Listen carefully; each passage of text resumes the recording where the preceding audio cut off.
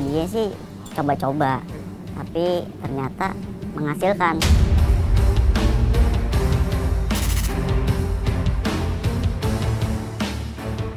Lebih hati-hati aja sih, lebih jaga-jaga. Kalau ada orang tuh diliatin.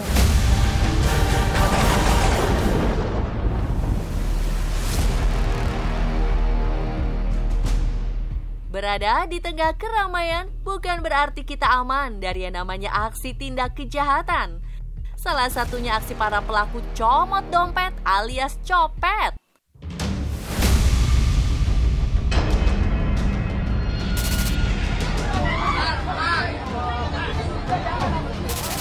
Coba di situ.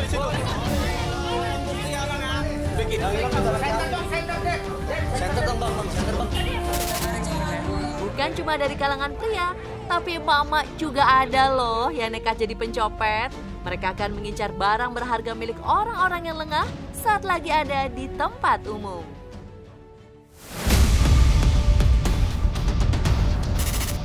Selain di kendaraan umum, pencopet juga sering banget beraksi di tempat-tempat makan, jalanan, terminal, mal, sampai pasar tradisional.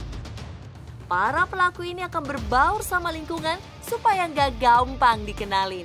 Dan biasanya mereka beraksi bergerombol buat ngalihin perhatian korbannya.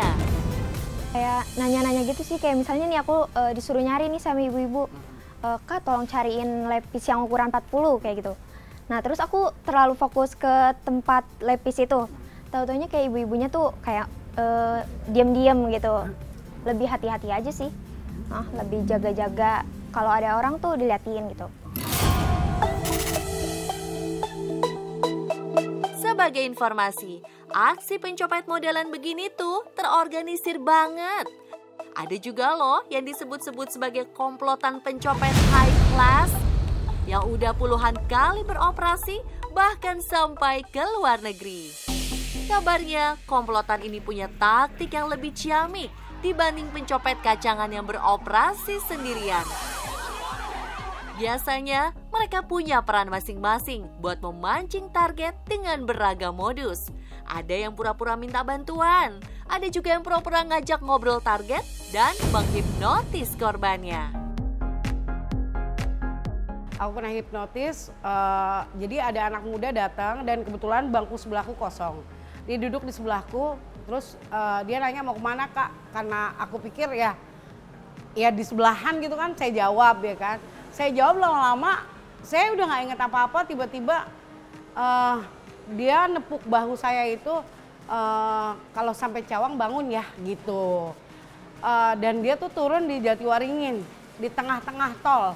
Pas kondektur bilang Cawang, saya inget. Pas saya lihat dompet saya udah hilang semua.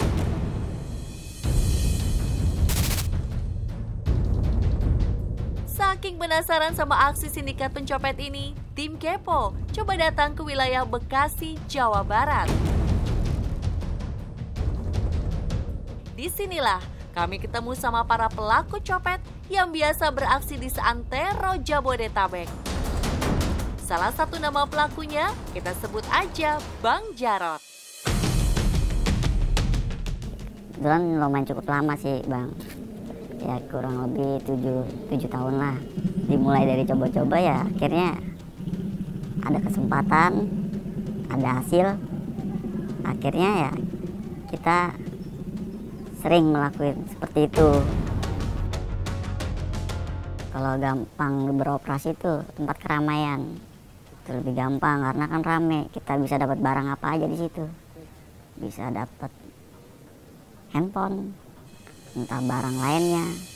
Kalau untuk wilayah biasa tempat keramaian. Di kolam renang juga pernah. Kalau kolam renang itu kita nyaru jadi ya customer buat berenang lah ya. Nah, ada lengah, sisi ada tas lengah, ya kita ambil.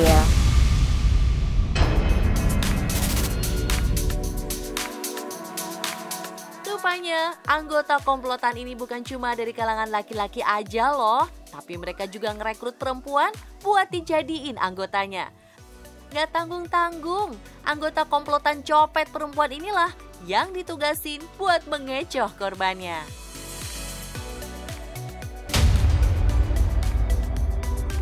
Gue waktu itu pertama kali 1 orang karena gue masih agak-agak takut ya. Cuman dari situ kok kayaknya bisa nih, bisa. Ya udahlah, akhirnya keterusan dari situ.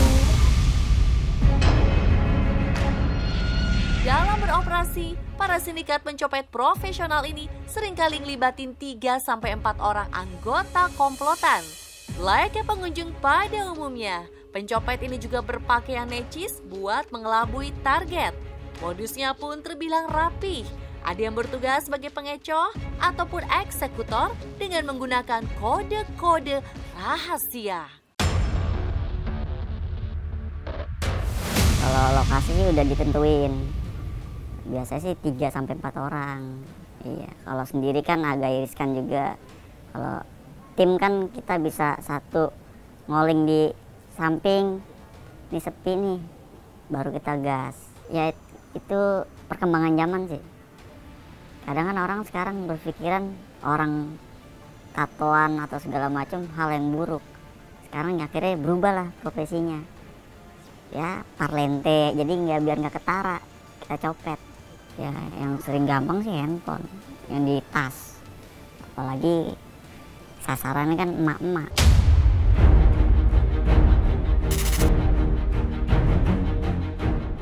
Setelah melalui proses PDKT yang meyakinkan, tim Kepo akhirnya diajak lihat langsung gimana cara kerja sindikat copet ini beraksi.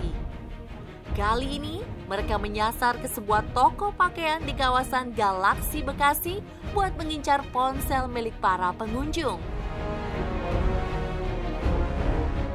Dengan pura-pura jadi pengunjung, sindikat ini masuk ke toko untuk mulai beroperasi.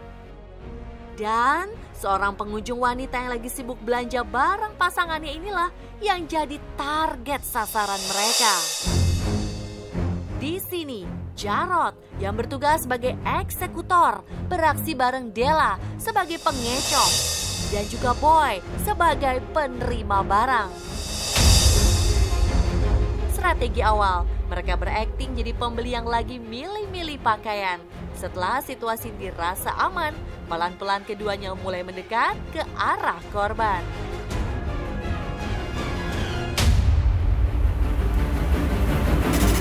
Coba perhatiin, dengan skill tangan copetnya yang cepat, Jarot berhasil menggasak ponsel milik korban yang kemudian dia kasihkan ke Boy yang udah standby di seberang rak pakaian.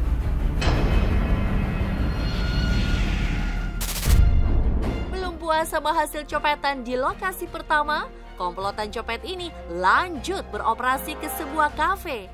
Kali ini mereka mengincar tas milik pengunjung dengan menggunakan modus mengalihkan perhatian. Di sini, Jarot yang bertugas sebagai pemantau dan eksekutor udah standby lebih dulu di dalam kafe. Gak pakai lama, Boy dan Della masuk ke kafe itu berlagak jadi sepasang sejoli. Pasangan Boy dan Della pun memilih duduk di sebelah meja korban sambil memesan minuman. Pas minumannya datang, Della sengaja menyenggol minumannya sampai tumpah. Ketika korban mulai terkecoh, secara bersamaan Boy ngasih kode aman ke Jarot buat mulai beroperasi. Dan inilah yang terjadi.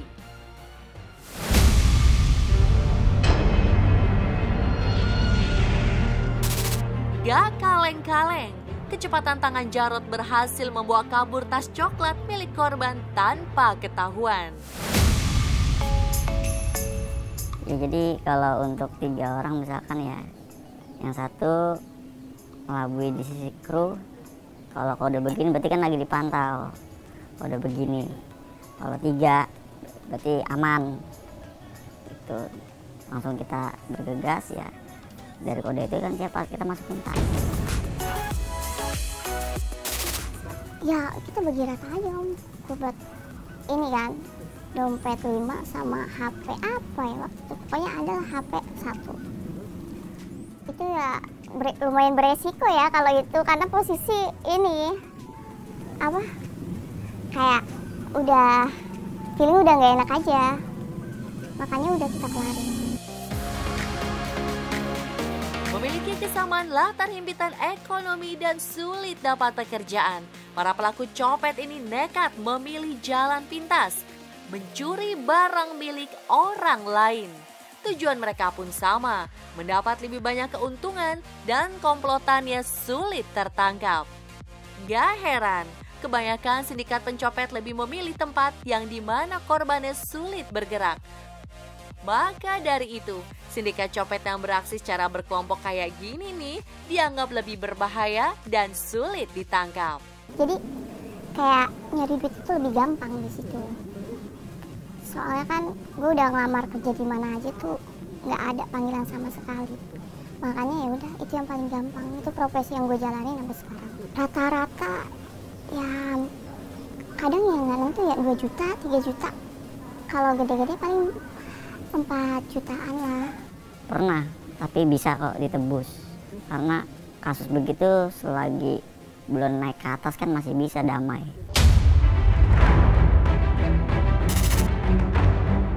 Usut punya usut, sepak terjang copet rupanya udah ada sejak tahun 1958. Malahan kabarnya nih, di era 70-an pernah ada musyawarah copet di Kota Kembang, Bandung. Tapi dari tahun ke tahun, meski udah banyak yang ketangkep, tetap aja sindikat pencopet ini seolah nggak bisa ditumpas habis. Aksi sindikat copet ini justru makin marak dan bikin resah warga. Apalagi sindikat ini semakin rapi dalam beraksi. Sebagai manusia, rupanya di antara para pelaku kejahatan jalanan masih ada yang sedikit punya hati nurani juga loh. Contohnya Bang Jarod ini. Walau keinginannya bisa dapat hasil copetan yang banyak setiap harinya, tapi dia juga masih punya rasa kasihan sama para korbannya. Bang Jarod juga ngingetin masyarakat supaya nggak cuma menilai orang dari tampilan luarnya aja. Supaya terhindar dari sasaran sindikat pencopet, tim Kepo punya beberapa tips yang bisa dilakukan nih. Yang pertama, simpanlah tas di bagian depan agar menyulitkan para pencopet mengambil isinya. Pastiin juga tas tertutup rapat biar pencopet gak bisa mencomet dompet atau ponsel di dalamnya. Yang kedua, jangan mengeluarkan ponsel atau dompet di tempat umum. Simpanlah uang di tempat terpisah supaya gampang diambil saat kita perlu. Yang ketiga, jauhi orang asing banyak omong. Karena bisa aja orang itu cuma pingin ngalihin perhatian biar kita jadi lengah. Dan yang terakhir, waspadai kelompok yang tiba-tiba berpencar. Karena terkadang pencopet berkelompok bakal bersikap seolah-olah lagi sendirian. Karena salah-salah bisa jadi mangsa, barang berharga pun langsung binasa.